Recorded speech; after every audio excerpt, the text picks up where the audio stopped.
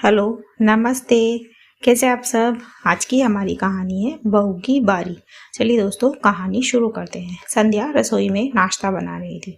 उसके हाथ जल्दी जल्दी चल रहे थे क्योंकि आज संध्या को अपने मायके जाना था।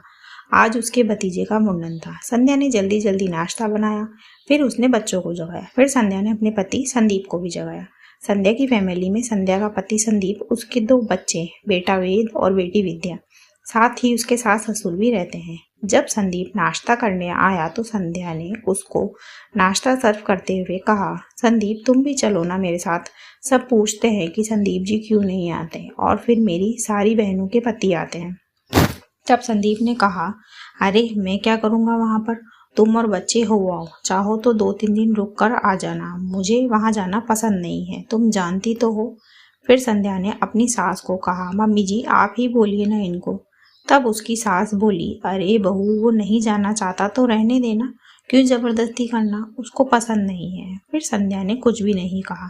दरअसल संध्या की शादी को 7 साल हो चुके हैं, पर संदीप उसके मायके नहीं जाता। 7 सालों में संदीप कोई 4 से 5 बार ही उसके मायके गया होगा। ऐसे तो संध्या भी नहीं कहती, पर जब कोई काम हो तब सब उससे पूछते हैं कि संदीप जी क्यों नहीं आए। बेचारी संध्या बहाने बनाती रहती है। खैर, संध्या ने हमेशा की तरह अकेले ही फंक्शन अटेंड किया और फिर अपने ससुराल वापस आ गई और अपनी रूटीन लाइफ में बिजी हो गई। फिर एक दिन उसकी सास उसे बोली, बहू वो तुम्हारे चाचा ससुर के बेटे की शादी है, तो तुम अपनी और बच्चों की सारी तैयारी कर लो, हम लोग परसों निकलेंगे, संदीप शादी वाले दिन आ जाएगा। और सुनो, भारी साड़ियाँ रखना, तुम सबसे बड़ी बहू हो हमारे परिवार की, और गहने भी गोल्ड के ही पहनना, और कुछ चाहिए तो शाम को बाजार जाके ले आना।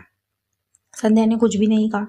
शाम को जब संदीप आया तब डाइनिंग टेबल पर खाना खाते वक्त संध्या ने कहा, संदीप आज मम्मी जी बता रही थी कि तुम्हारे चाचा जी के बेटे की शादी है। तब संदीप ने कहा, हाँ संध्या हमें चलना है, मैं तो बड़ा ही एक्साइटेड हूँ मेरे सारे कज़न से मिलने के लिए, बड़े दिन हो गए उन सबसे मिले। फिर संध्या ने कहा, संदीप आप लोगों को जाना है तो जाइए, मुझे वहाँ नहीं जाना। क्या, क्यों नहीं जाना, संदीप ने कहा। फिर संध्या ने कहा, मेरा वहाँ पर क्या काम, मैं वहाँ पर किसी को जानती नहीं हूँ, आप लोग जाओ, चाहो तो बच्चों को भी साथ ले जाओ, मुझे वैसे भी पसंद नहीं है। तब संध्या की सास बोली, अरे बहू ये क्या बात हुई, नहीं जाना, अरे तुम सबसे मिलोगी नहीं तो सबको जानोगी कैसे, और सब वहाँ पर पूछेंगे कि बहू क्यों नहीं आई, फिर हम क्या जवाब देंगे। अरे संदीप की शादी के बाद ये दूसरी शादी है हमारे परिवार में, वो तुम्हारे ससुर जी के खास भाई है, तुम नहीं जाओगी तो अच्छा थोड़ी लगेगा।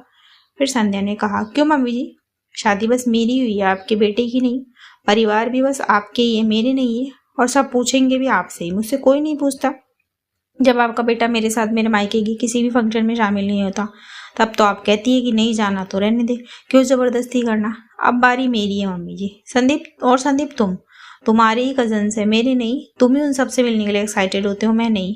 कितनी बार कहा आपसे, मिन्नतें भी करिए कि साथ चलो, सब पूछते हैं मुझसे भी कि क्यों नहीं आते तुम। मेरा भाई तो ये तक बोलता है कि जीजा जी नाराज है हमसे। मेरी सारी बहनें अपने अपने पतियों के साथ खड़ी होती है और मैं अकेली। मेरी सारी बहनों के पति तो उनको लेने भी आते हैं और मायके छोड़ कर भी जाते हैं। मैं तो बस ये चाहती हूँ कि कोई काम हो मेरे मायके में तो तुम साथ चलो। अब तुमको बुरा नहीं लगता तो अब जाओ अकेली, मुझे कहीं नहीं जाना, बोलकर संध्या अपने रूम में चली गई। फिर संदीप को अपनी गलती का एहसास हुआ। उसने रूम में जाके संध्या से कहा, संध्या आई एम सॉरी, हो सके तो मुझे माफ कर देना। पर संध्या को लगा कि वो ये सब संध्या को अपने साथ शादी में लेकर जाने के लिए बोल रहा है, इसीलिए संध्या ने संदीप को कुछ भी नहीं कहा। दोस्तों, हमें किसी को उतना ही परेशान करना चाहिए जितना हम अपने ऊपर ले सके। इसी मैसेज के साथ कहानी खत्म होती है। कहानी आपको कैसी लगी मुझे कमेंट बॉक्स में ज़रूर बताएं। ऐसी और कहानियाँ सुनने के लिए मेरे चैनल KNY के हिंदी कहानियाँ को सब्सक्राइब ज़रूर करें। थैंक यू सो मच दोस्तों, thanks for watching, do like, share and subscribe my channel.